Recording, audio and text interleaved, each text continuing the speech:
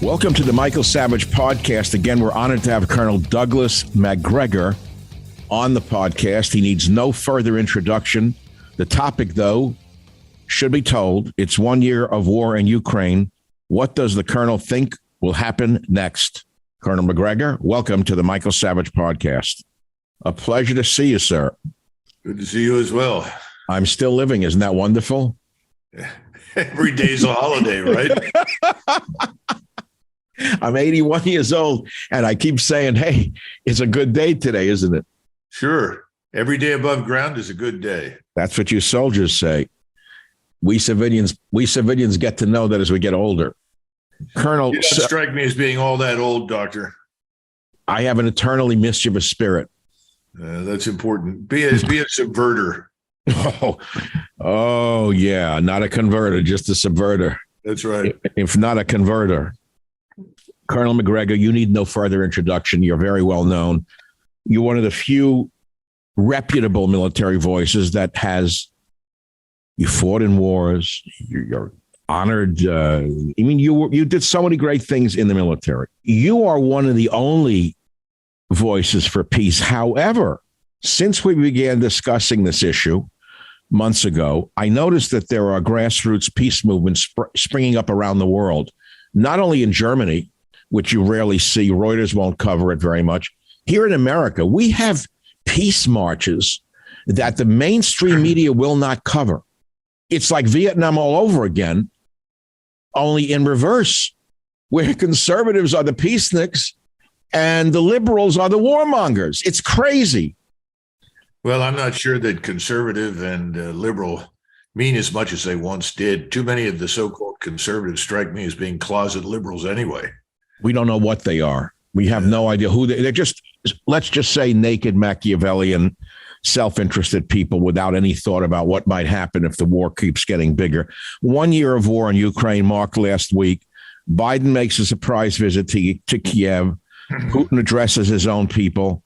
Why has Biden been turned from sort of a moderate in a way a few months ago to almost a full-scale warmonger? What's going on, Colonel?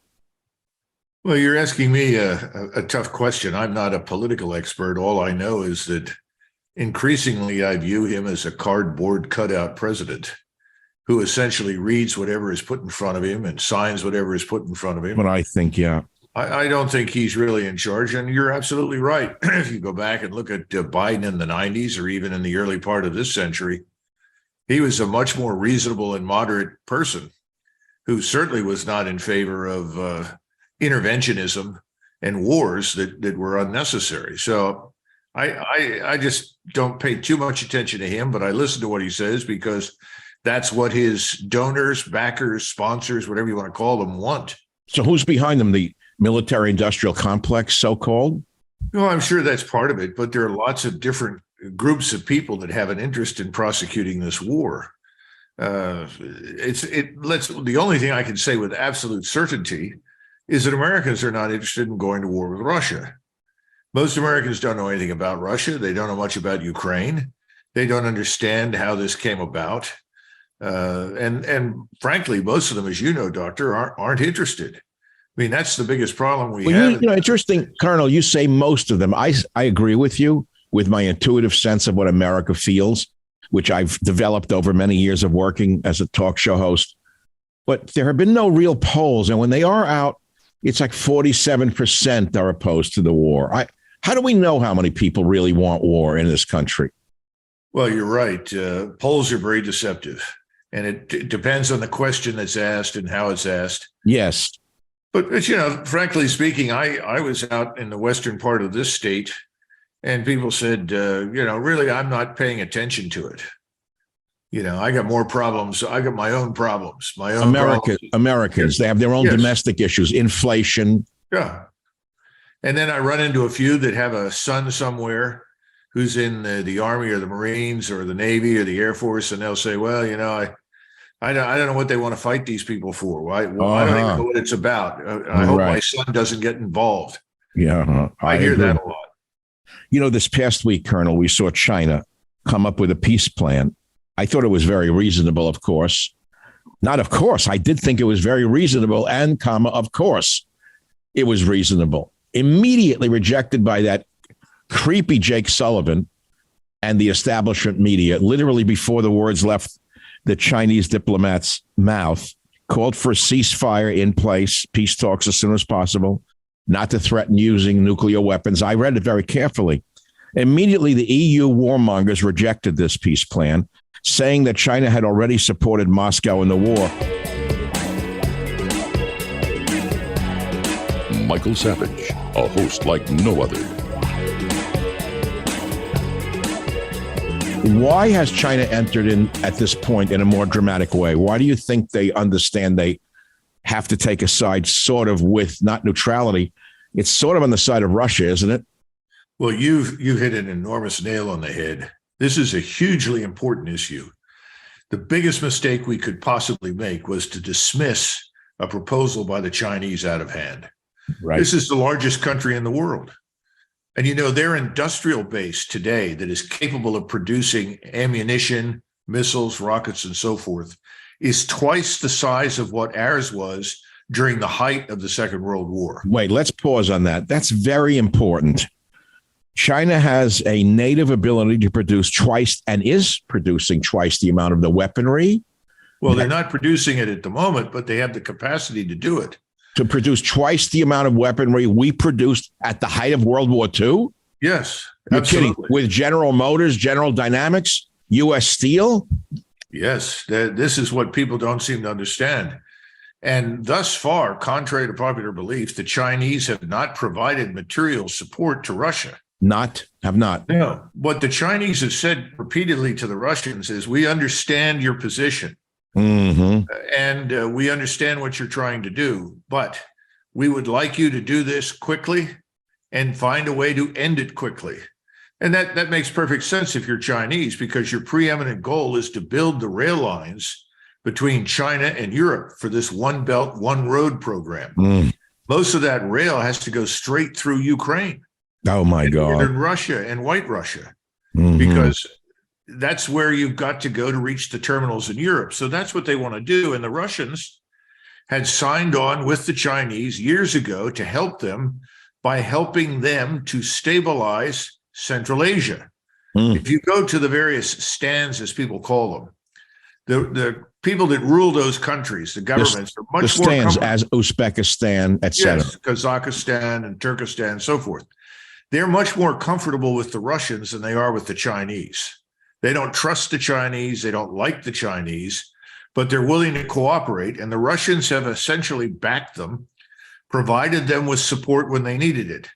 And the Chinese have been very grateful for that stability, because you can't do business in a crisis, in a chaotic, war-torn area.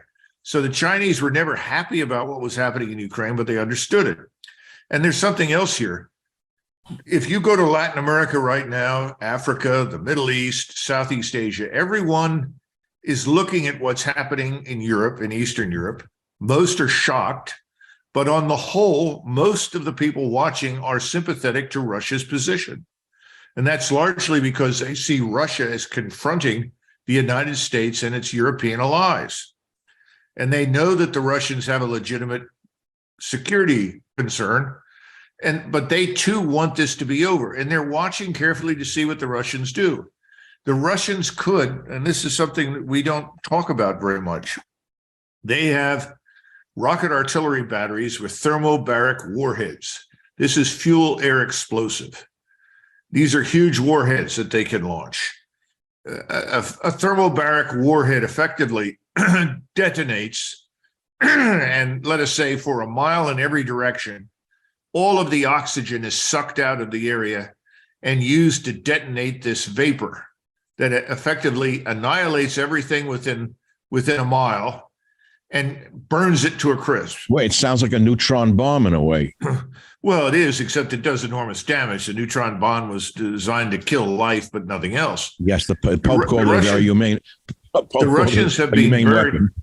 but the Russians have been very economical with the use of this, because they don't want to kill civilians. They know that there are large numbers of people living in these towns and cities in the Donbass, and they're also aware that they have an audience. They're not worried about what you and I think. They don't care what Washington says. They no longer care what the Europeans think, but they do care what the Chinese think, the Japanese, the Southeast Asians, the Indians, the Arabs, the Africans, and Latin Americans, because they know they need to do business with them, and they can't build an alternative monetary system. In other words, they can't de-dollarize and get out from under our monetary system, out from under our financial system, without all of these others participating. So they're very sensitive to what people think. When you say they, who are the theys? The Russians. Got it. So People in Moscow, and I'll tell you, it's not necessarily the population. The population is just furious. They want Ukrainians to be ground into dust. It's the Putin. Russian people want it over with through massive warfare, old Yes. style, pulverize them. Yes. And Putin has said no, he's not going to do that, which is why it takes longer. It's why they're systematically clearing towns and cities. I mean, Putin actually made a speech. It was not broadcast in the West, but he said, look, there are people that have lived in some of these homes, their families, for 200 years. If you destroy the house, where do they go? Where do they live? He's made it very clear that he's not insensitive to this. All this nonsense about Russian barbarism, all these things they're being accused of that are lifted from history books from World War II about the Soviets, none of that applies. So this helps to explain, some of the slowness. Now that we have offended the Chinese, we've snubbed their peace proposal, the Chinese are going to provide some material help to the Russians. And I think it's going to come in the form of large quantities, millions of rounds of artillery that they no longer need, that are sitting in warehouses. Wait, that the Chinese no longer need. Yes. What do you mean? They're old munitions. Yes. These are older munitions. Use them up. Yeah. And they'll load the rail cars. And I was talking to a Russian just the other day, and he explained to me that each rail car carries 60 tons. Oh, God. And so you're talking about a train of 100 cars. Each one's loaded down with 100 tons of hard shell artillery ammunition. And for that matter, they can also load up rockets and missiles. Oh, my God. Because they largely use similar systems.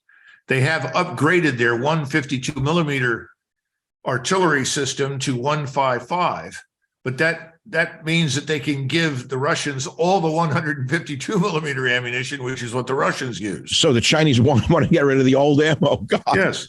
So I think that's going to happen now. Oh, my God. And we were very stupid. We should have welcomed their interest and concern because it was genuine. Yes, the Chinese are not unsympathetic to the Russians, but they have no interest in drawing out this conflict. It looks more and more as though the only people that want to drag this out and prolong it are sitting in Washington, D.C. Oh, my goodness. Well, that's an awful lot to digest. Immediately after the Chinese made that peace proposal, Secretary of Hate, Anthony Blinky Blinken, the powerful Zeus-like figure, Blinky Blinken, came out and said terrible things would be a serious problem. Senator Lindsey Graham, who grew up in a house of ill repute above a gambling hall and a bar, said it would be the most catastrophic thing that could happen to the U.S.-China relationship. That would change everything forever. So he's obviously, Lindsey Graham, to me, is one of the worst kinds. And then, of course, we had the Republican delegation with these characters going over there, so-called Republicans, McCall and others, pushing more. We'll give you as much as you need forever, they said to the comedian. Can we chip in and buy him a suit, by the way, for the next appearance? Must we continue? I'm not contributing. I think he should go back to pennies or something and get more. I don't understand why he thinks appearing in a green undershirt is appealing to the world, but it's working. The Savage Nation. It's Savage on Demand. By the way, Colonel, I have to step off the stage of seriousness for a second. He's got a good racket going. Whatever he asks for, it's not enough. So you give me nuclear weapons. Not good. We want hydrogen bomb. Yeah. Give hydrogen bomb. We want B-52 now. This guy knows the game. Always say it's not enough. Always make everyone feel bad. But they're not reacting to that. They're not reacting to guilt. There's another reason for it. And what is that reason? Is what, simply economic reasons? Military industrial I don't believe it can only be that. Well, isn't this a good case of wag the dog? I think it's the domino theory. It's the repetitive Vietnam era domino theory that if we let Russia take Ukraine, they're going to take Poland and the Baltic states.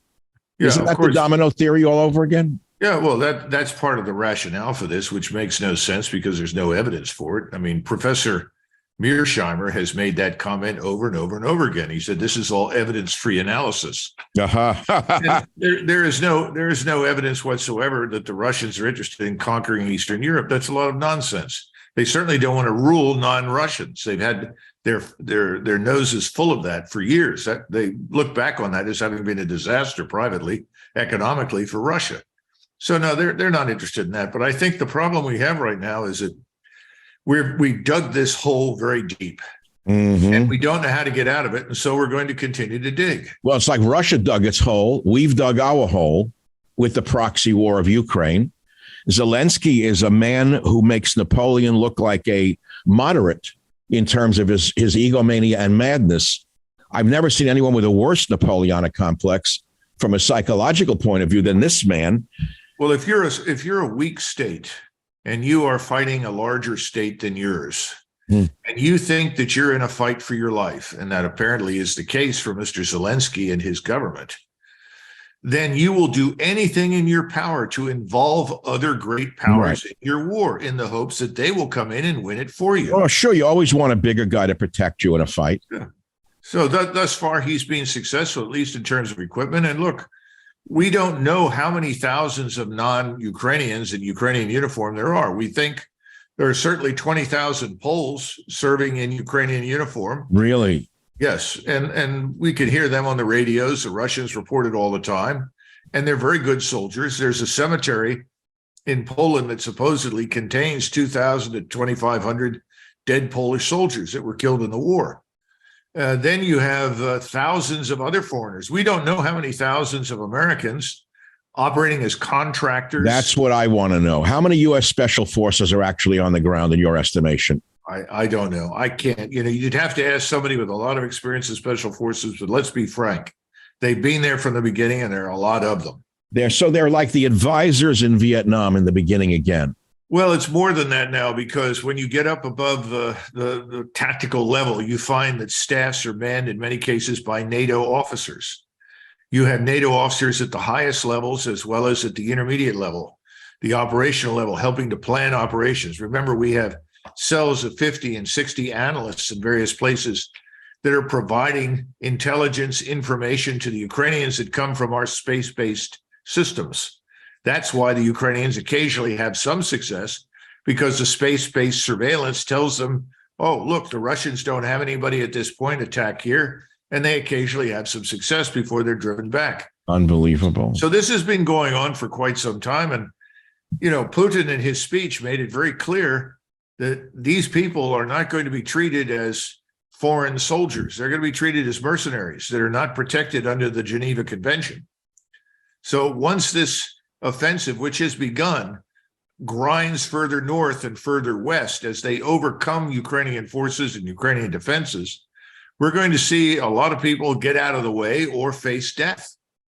Colonel, a few questions pop up as you speak. Many questions arise. We're going to talk, if we can, in a moment about President Lukashenko of Belarus. Right. Belarus is a strong ally of Russia, correct? Yes. China announced the visit of President Lukashenko of Belarus to China. What does that indicate? Well, there are only 8 million people living in Belarus. In other words, white Russia, only 8 million people. And I'm sure that he's interested in whatever foreign aid can be provided that can help him build up his country. When you say only 8 million, you mean that sarcastically, right? Yeah, I'm serious. Only 8 million people. And we tend to look at white Russia and we think, oh, well, that must have 40 or 50 million people in it. Just as Ukraine once had 37.4 million, now it's down to about 18 to 22 million. So the point is that these are not large countries per se, and they have an interest in plugging into China because they know they cannot turn to the West. We've treated Lukashenko as a pariah. Mm. We tried to stage a color revolution against him. We did. We tried to do the same thing there that we did in Ukraine. Yes, Oh, but it failed. and wait, that was the same McCain and Newland? I don't know that McCain was still alive at that point. Ah. But it's, the same cast of actors in Washington, obviously. A All we PhD. did was succeed in driving White Russia into Russia's arms. Oh, boy. Something odd happened this week. Mr. Zelensky on Sunday fired his number one commander. What happened, do you think? Well, it's all speculative. None of us know with precision what happened. He'd been in command, I think, since August. There are any number of reasons that you remove somebody like that. It could be that he told Zelensky the hard facts about the Donetsk Basin, the Donbass, because this is effectively what Ukrainians have fought hardest to keep, because it's the area with the greatest potential economically. And the loss of the Donbass is an absolute fact at this point. They can't retain it. They've taken terrible casualties, and he may have told Zelensky that, and that may have said, well, then you're fired. You failed. Well, they made it. The cover story was over corruption. Yeah, well, then you've got to get rid of the whole government. Come on. That place wallows in corruption. In your recent interviews, you said things such as the Ukrainians are staring down the barrel of a very big gun. Yes. Ukraine is about to be annihilated. The Ukrainian army, definitely. So I think the Ukrainian state is in ruins. I don't know that Ukraine will ever recover from this war, Doctor. ever recover. Yeah, I mean, how can they? Most of these people, the 10 plus million that have left the country, when they've been interviewed in Europe, and remember, 2 million of them went to Russia because they were Russians. Another 8 to 9 million are Ukrainians. They went west. And when you ask them, are you going back when the war is over? And they universally say no. Why would they? They have it I'll so never good go now in back. Western nations. Many of them are educated, speak English. They're Yeah. hardworking. They're not leeches. They contribute to society and they make for good citizens. Of course, they could always go to Mexico and import a few million people from Guatemala or Mexico into Ukraine to rebuild it. That's a joke, a terrible joke, Yeah, bad one. Yeah. a very bad joke. But we don't know where they're going to conscript people to work in Ukraine, from Africa, the way they're doing in Germany. I have no idea. No I one don't, I don't know what the Germans are thinking, because they certainly don't need that. Yeah, what are they thinking? I can tell you what they're thinking. I can make a wild guess of why the psychopathic socialists who run Germany are bringing in Africans from Africa into Germany when they don't need the workers. And that is to counteract the white male in Germany who they fear will become a force that they want to destroy. Yeah, It's awful. It's racism of the worst kind. The Savage Nation. It's savage, uncut, unfiltered, and raw. I know you don't want to get dragged into my particular, quote, paranoid view of the world, but I'll tell you, the longer I look at this, the worse it gets, the uglier it gets. And, you know, I said something the other day on one of my little podcasts somewhere, or my YouTube pieces. I said, you know, we were told that when women gained power, there would be more peace in the world. And I said, well, take a look at Europe and Scandinavia. Look at Scandinavia. Was once basically a blessed place on earth, highly neutral since World War II by and large. And now they become gung-ho, bloodthirsty, militant under millennial women who are running these countries. Well, it's been 80 years since the Second World War ended. They haven't seen or witnessed a real war in that time frame. So there are lots of people in Europe and in North America, Doctor, who've lost their healthy fear of war. Fear of war. I mean, everyone should be afraid of war. Yes. The problem is that That's a great statement. That's a hell of a title. Everyone should be afraid of war. Absolutely. But the problem is that we haven't fought real wars in that sense. What we fought over the last 30 years are a series of what I would call colonial brushfire wars. We faced very weak opponents in Iraq, Afghanistan, Syria, elsewhere. We've dominated them with firepower. They have no organization. That is, they don't have real armies, real air forces, let alone real navies. And we've patted ourselves on the back and congratulated ourselves as great warriors and victors in battle. When in truth, we did essentially what the British did at a place like Omdurman in 1999, and Churchill's little cavalry charge. You were facing large numbers of tribal fighters who had no chance whatsoever against machine guns and rapid fire artillery. In Africa? Yeah. So, I mean, this is what people lose sight of. And so we wrongly concluded, well, war is something that happens in someone else's country. War never happens here. It happens overseas. And we never take heavy casualties. We take very few casualties. And that's because we're the best. Well, put that all together and you are deluded on an Olympic level. And so we have no idea what we're dealing with in Ukraine. And Russia, when it went in at first, because it went in a very sort of restrained and tempered manner, because Putin still thought Ukrainians, well, they're brother Slavs. We don't want to do damage to them. And we want to end this quickly. We just want to come to a settlement over neutrality for Ukraine and autonomy for the two republics and recognizing the legitimacy of Crimea. And suddenly he wakes up halfway through this thing in the summer and says, my God, I'm at war with the United States and the whole NATO alliance. He made a big mistake, didn't he? He also made a mistake. Yes. So now what's he done? Well, what would you do? You'd get ready to fight a real war. Well, this is a great junction. Would he get ready to fight this inevitable great war and unleash his real might, or will he seek to back out and save face? No. He sees this, and his countrymen see this as a direct challenge to their existence. The only alternative that we've provided to them is, well, we'll be happy to make peace with you as soon as this man Putin is removed, the government is replaced, and we dismember Russia.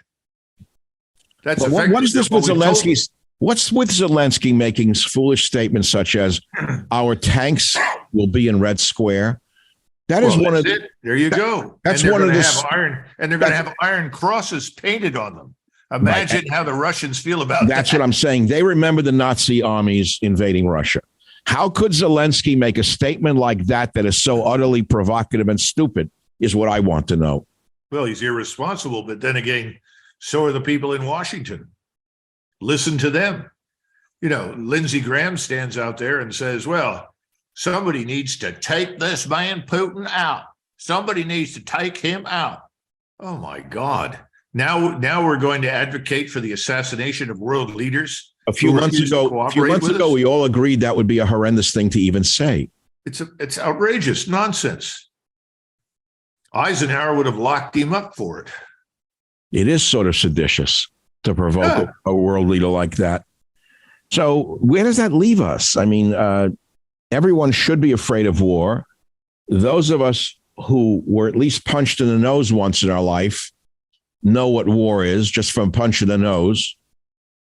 When you get a blackout from a good punch in the nose.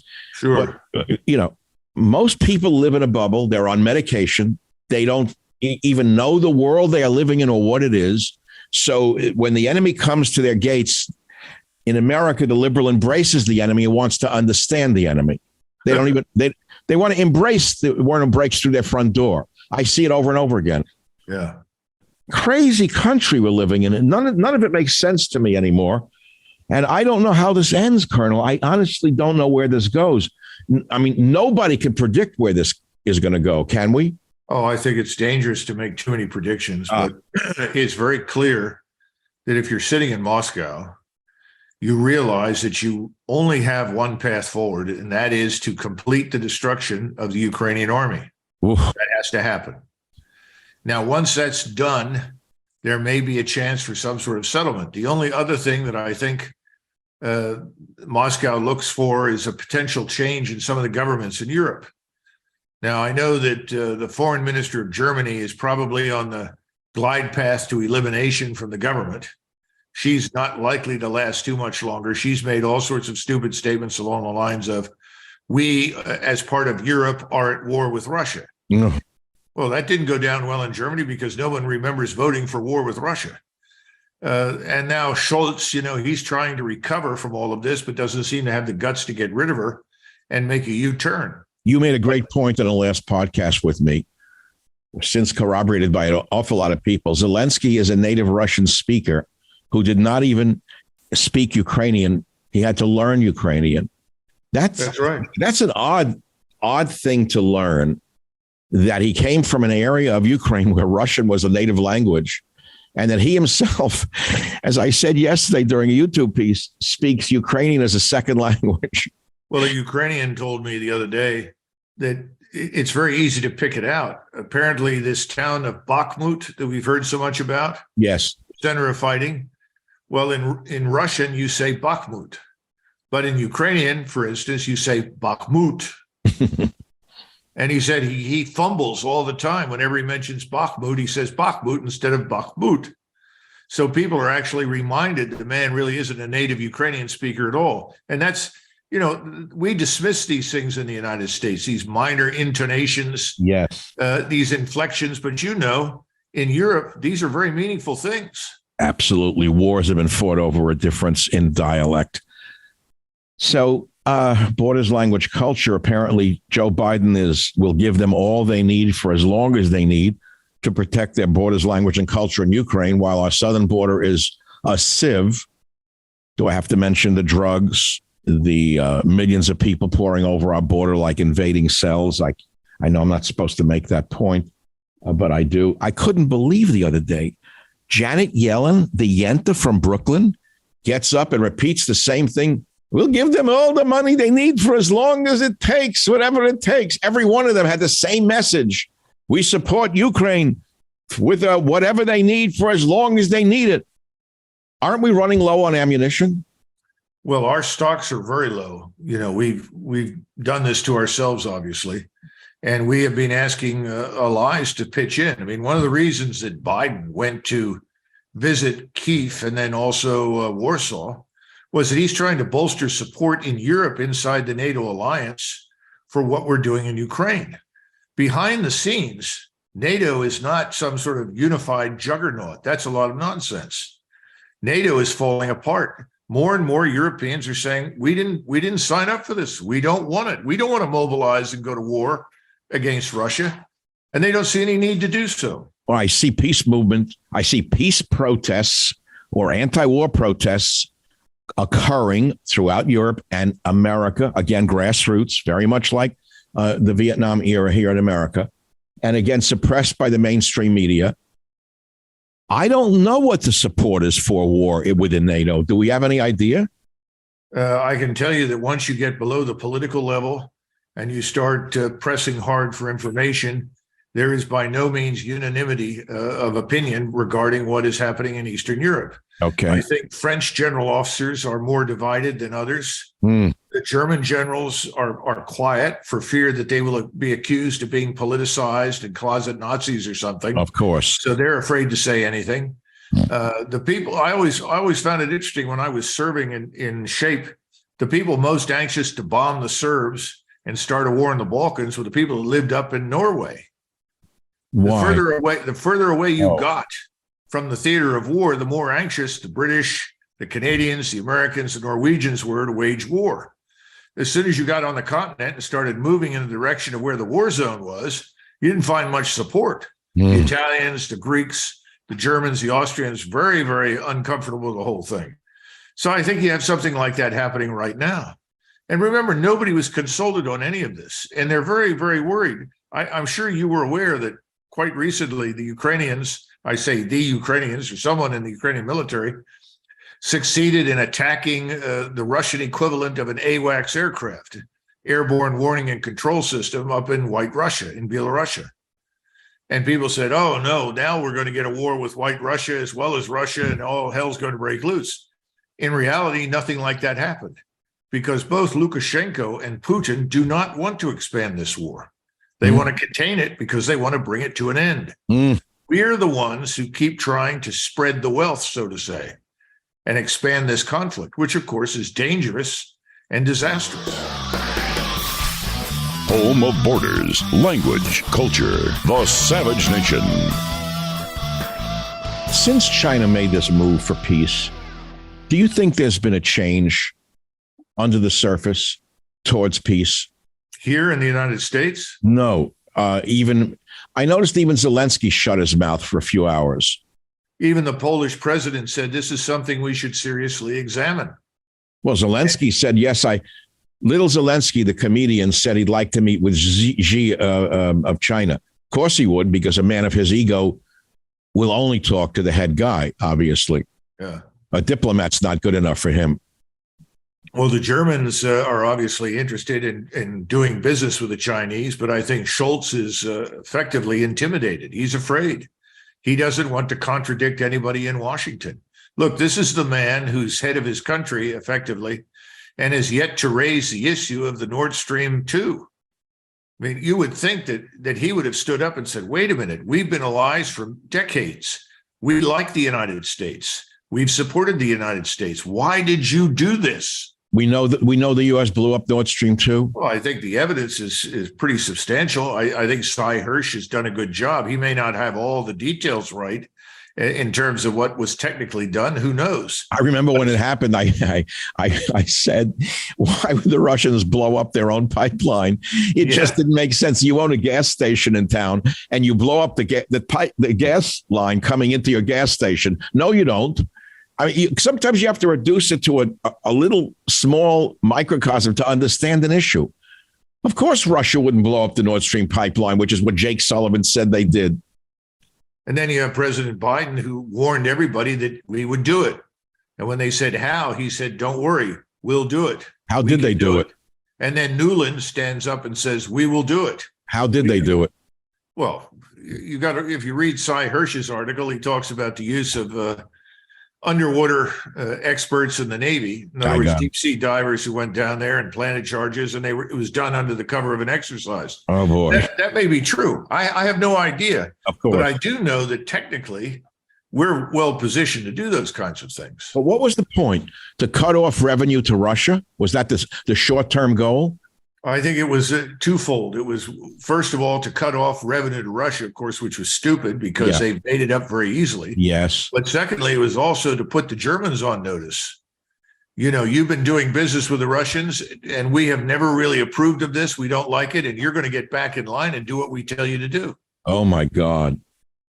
Are they burning their grandmother's mahogany furniture yet, or what are they doing for an alternate energy source? Well, they haven't had that bad a winter, frankly. I mean, it's been bad, but not as bad as it could have been. And that may change next year. But the bottom line is, I think Germans are beginning to say, why are we in this alliance? So we're at a junction now. You know, you've been on this podcast several times, and you rationally said that the invasion would occur with the 250,000 or so Russian troops ready to attack north and west, that it would occur once the ground froze over. The ground has frozen over, and they've not. No. Unfortunately, in southern Ukraine, we had some areas that are frozen and some that aren't. So even the Ukrainians that have tried to launch some counterattacks were restricted to the roads, because if you drive any armored fighting vehicle, truck or track, doesn't matter, off the road, you sink down in 10 or 15 feet of black earth. Oh, my God.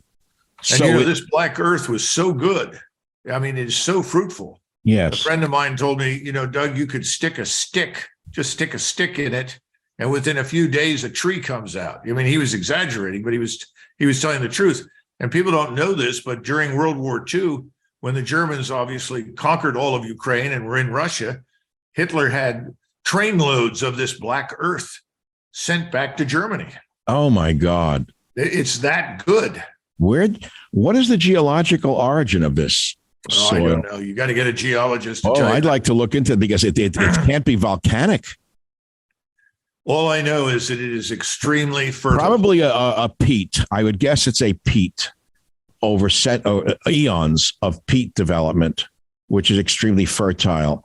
This is astounding. Of course, we all knew that Ukraine was the breadbasket of Europe. Everyone's known that forever. And we talked about that. And I went to buy laundry detergent today. The price is double, as I knew it would be, because all petroleum-based products are doubling and tripling in price. I'm watching the little supermarket things. Sure. And you could see it in just plain old laundry detergent, which is a derivation of a petroleum byproduct. What's going on? I am hopeful intuitively that once China stepped up with a peace plan, no matter what the warmongers and the machine of war is officially saying. I think there's a lot of second thinking going on, Colonel, that they better back off from their militancy because this could get out of hand. What do you think that's possible? I wish I could find evidence for it, but I just don't. I understand there's no evidence for it. It's a pure leap of faith that the world will come to its senses before it is too late. And that leads us to the last question of the day as a military man. My worst fear is not that Russia invades on two fronts, but that something worse happens and that we make the mistake of bombing some emplacements in Russia. We, the U.S. or NATO. We did it in Serbia. We repainted United States warplanes, as everyone well knows, with NATO markings, and our bombers bombed Serbia. They bombed every bridge on the Danube River, which had not happened ever in history, by the way. The Serbs looked up and said, wait a minute. The last time we saw planes flying over Belgrade was when the Nazis were bombing us. They were heartbroken because they were great allies of America during World War II. They couldn't believe what we were doing to them. They weren't fooled by the NATO markings. I fear that this government could take United States weaponry, repaint it with NATO markings, and start bombing into Russia. You think that's a crazy possibility? You know, Doctor, I don't know. I really don't know. But what I can tell you is that I saw a German general with tears in his eyes when we bombed Belgrade. At the time? Yes, because he said all of us supported NATO because we believed that NATO's mission was to prevent another war in Europe from ever breaking out. And he said, here we are waging war against another European nation. The Germans overwhelmingly were uncomfortable with that. All the German officers disliked it intensely. So it was a Secretary of Hate, Madeleine Albright, who was literally dancing with glee during the bombing with her mad assistant, Jamie. I remember very well because I went on the air for 37 straight days, eating my guts out over this. I was the only one in the American broadcasting who understood how disastrous this was for the world that Clinton would do this, and he did it. And I'm afraid that the same mentality, the same mindset is operational right now. Well, it may be, but the thing we need to keep in mind, and this is something I repeat over and over and over again, Russia is not Serbia. Russia is not Iraq. Wake up. The Russians are not going to take any of this lying down. What you're seeing the Russians do is understandable in the context of what they're trying to achieve. They want to press ahead, eliminate this hateful regime in Kyiv. They want to restore some degree of stability. They would like to negotiate an end to this, but they're doing it all because of the audience that we mentioned at the beginning. They're not just performing for us. They're performing for the rest of the world, trying to demonstrate to the rest of the world that their cause is just, and they are not what we say they are. Well, you know, now you sound, I'm afraid we're both going to be called Putin apologists now. Oh, God. Anytime a man calls for peace, he's now called a Putin apologist. But that's not working anywhere anymore. That's just a standard knee-jerk reaction. And the legions of social media bots that the entire war machine has online are who I see saying things like that. Even Tucker Carlson on Fox News is laughing that off right now because he was named as the number one Putin stooge. This is not a laughing matter. This is death. You last time told us over 150,000 Ukrainians were dead from this. Over 100,000 Russians. Are those numbers still roughly? No. Only about 20 to 25,000 Russian dead. We keep trying to inflate that number to create the illusion that the Ukrainians have been successful. The Ukrainian dead are somewhere now up at about 160 to 190,000 dead, maybe 200,000. We don't know. They lost tens of thousands of men in and around Bakhmut and these various areas that they've been fighting in over the last 6 or 7 weeks. Terrible losses. I'm sure you must have seen it. A former Marine who is fighting in the so-called Foreign Legion of Ukraine was quoted as saying that people going to Bakhmut are told their life expectancy fighting the Russians is about 4 hours. Michael Savage, a host like no other. What are the Russians using to fight these waves of Ukrainian foreign troops? 75% of all the casualties inflicted result from artillery, rockets, and missiles and So it's mortars. not hand-to-hand small arms fire. No, very few people are dying from small arms fire. It looks a lot like the World War I battlefield. Oh, my God. Except that, again, the Russians have this tremendous preponderance in artillery and rockets and missiles and mortars, and they're very accurate. It's very different from the past. They have a very great system. They use quadcopters, unmanned aerial vehicles. They have those downlinked to the batteries. The batteries get instantaneous GPS coordinates, and then they let loose. So they're using drones to target the artillery? Yes, of course. They bring these drones over right on top of the soldiers that are in their fortifications or Oh, my God. trenches, as well as the enemy's artillery. Ukrainian artillery is destroyed left and right the same way. We don't see any of this. It's hidden from the media. It's hidden. Well, that's one of the problems right now. People are going to be shocked when the truth comes out at some point on a number of different fronts, I suspect. Everyone, March may turn out to be the month. you think shortly, once the ground freezes over? Or No, I think things are crumbling in southern Ukraine, and they have been for a few weeks now. And I think that you're going to see incremental movement of hundreds of thousands of troops forward, but they're not going to announce it. It's just going to happen. And remember, they're not stupid. They know that we can track their movements. They know that we're providing location data for Russian forces. for Ukrainian forces. Yeah, or excuse me, Ukrainian forces. Yes. I'm listening And so to they're every being word. very methodical. But so wait, this is important for me as a civilian. The Russians can target Ukrainian troop emplacements Yes. very accurately because of drones. The Right. Ukrainians can track Russian troop movements and emplacements very accurately because we provide data to them from satellites, correct? Yes. So Mostly satellites, because a lot of their drones have been shot down or don't operate any longer. Well, that leads me to the next big question. Does anyone know? Do the Russians have the capacity to shoot down United States satellites that are providing this kind of GPS? Yes. Do you think they will? Will we have a Star Wars? I think that right now the concern is as follows. There's something called the Kessler effect. The Kessler effect, this is a physicist who determined that if you begin destroying satellites, you create clouds of debris in space, and you risk destroying your own satellites. Remember, everything is in an orbit that is very carefully constructed.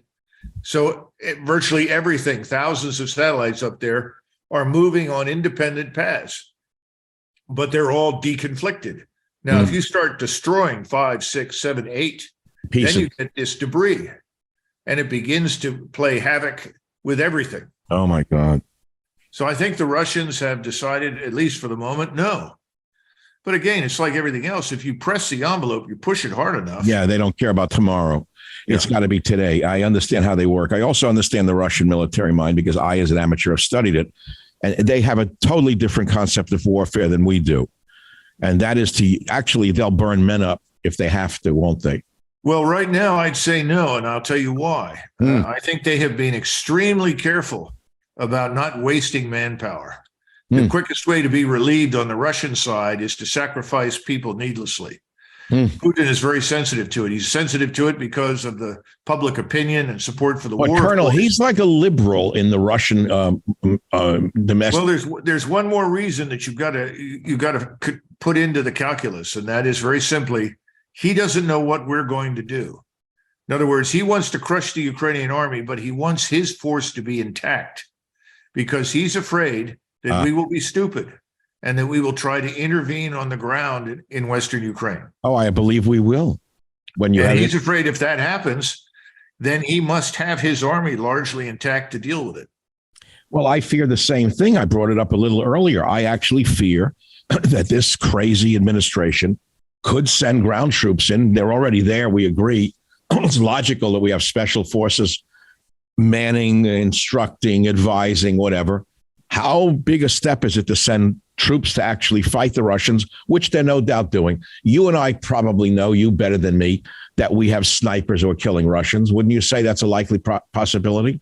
At the moment, no, I don't think it is. There may be some, but not very many. I think most of what we have over there in civilian clothes are so-called contractors operating in staffs, operating high-end conventional warfare. What am I talking about? Your HIMARS, your rocket artillery that we've been giving the Ukrainians, it's all operated by Westerners. You know, when these so-called Leopard tanks arrive, they're going to have to be operated by Europeans, Germans. That are in NATO, because the Ukrainians cannot be rapidly trained to use these things. One Ukrainian posted, or several Ukrainians actually posted on their blogs, we may be allowed to drive the equipment, but the rest of it will be out of our hands. I get it. Aiming, targeting, firing. Yes. Colonel, any last thoughts? The great title today, again, Everyone Should Be Afraid of War. I'm going to call this podcast, Colonel Macgregor, Everyone Should Be Afraid of War. Does that summarize it all? I think so. And we need to sober up and understand that this war can visit us. How? Well, we could end up fighting with the Russians, and the Russians will no longer treat our continental United States as an untouchable sanctuary. What do you mean, use a submarine-based launch? Of course. They can also sink anything that comes in or goes out of our harbors. They can play havoc with us. By the way, you pointed out that the southern border's been open. We've got 2.5 million illegals in the country, thousands of Chinese, thousands of Russians. I was told yesterday that last year, an estimated 20,000 Russians entered the country illegally. Now, I'm sure most of these people wanted to come for various reasons, but if you think all 20,000 did, you're out of your mind. You mean some of them are military operatives? Probably. You know, that's what worries me as a broadcaster. Ukrainian assassins, Russian assassins on our soil intervene. Well, we have to understand, Doctor, that we are not invulnerable. Oh, I know that. I know that personally. Yeah. I mean, I've been attacked just last week in a restaurant. Something happened. I don't even want to bring it up because it'll trigger. These things are, and I didn't say it was a Russian or Ukrainian. It wasn't.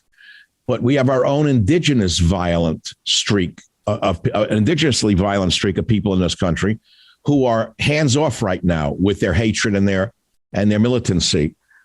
I actually am surprised that we haven't seen more of what you are, hinting at, but I'd rather not go down that road any more than you do. I suspect that if it gets worse on the war plane, it's going to get worse on the domestic plane as well through such activities as you hinted at just now. Well, we're definitely on the path to more than one financial crisis. What about all these railroad derailments? What is that? Is that foreign? Is that Russians playing with our computers? No, I think we've done these things to ourselves. Okay. We have enough stupid people out there. Yeah, I'm sorry for asking. Pete Buttigieg, how can I ask any further? He was busy doing child rearing. I get it. And all the other rear admirals that we have in the Navy. I get that. Last question. Again, it's always an interest in me. The Russians and we have these huge submarines, which I'm fascinated by. One of these gigantic submarines was just mothballed by Russia, one of the giant whales that they built in the 70s. But they still have submarines with ICBMs on them, correct? Yes. Colonel, do we know how many nuclear weapons can be fired from a Russian submarine at any one time? I'm sure we do. That's not an area of expertise for me, obviously. But I'm sure you could find a naval expert that can come on and tell you a great deal about it. But they could take out a number of American cities with the press of a button. Oh, of course. Oh, God. And keep in mind that our submarine fleet is, in my judgment, too small. It's too small. It should be much larger. We are primarily a maritime and aerospace power. So you don't want to skimp on submarines. Today, in the Navy, they will privately tell you there are only two classes of ships: submarines and targets. So the age of the big surface fleet is over. I got it. And the great strength of the American Navy is really its submarine fleet. I don't think it's, as I said, I feel it's too small, and we made bad decisions over many years, pouring money into the wrong thing, sort of the way we poured money into battleships before World War Yes. II. Yes. We've been pouring money into carrier battle groups and other things when Yeah. we really needed to pour it into submarines. Well, you need a But the good trans. news, Colonel, but you I need a just trans. want to say the good news is that our submariners are excellent. They're That's really good to good. know. Well, I know that we've probably eliminated some torpedo tubes to put in some trans bathrooms on the submarine. And of course, that makes it a better Navy because it's a more diverse Navy, Colonel. Yeah, sure. I know you probably have another interview scheduled. You should take a nap because I'm going to do it right after. Colonel, a pleasure as well. Very informative. God, we've gone all the way back to Serbia together. We've talked about 1 year of war in Ukraine, what happens next, and of course, your great title, Everyone Should Be Afraid of War. Amen to that, Colonel. Thank you again for being with us today on the Michael Savage podcast. Thank you, Doctor. Thank you, sir. Bye now. Well, thank you very much for listening to today's podcast. I hope you've enjoyed it and you'll learn something from it. We have about 400 other episodes available for you to listen to absolutely free. You can go back into our vast library of podcasts and listen to any one of them at any time. And remember this, if you want to listen to my podcast ad-free, sign up for the Savage Premium membership and get access to ad-free podcasts as well as some premium content from our Savage archives. How do you sign up for those ad-free podcasts? Please visit michaelsavage.com for a link. Again, thank you for your listenership. This is Michael Savage.